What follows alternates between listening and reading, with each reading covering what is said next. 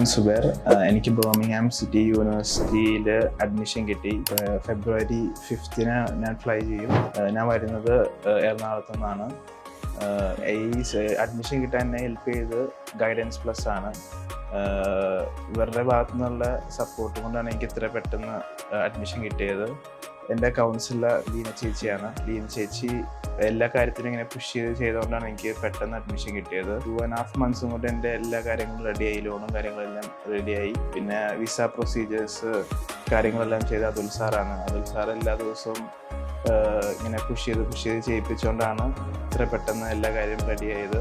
Thank you guidance plus for the support.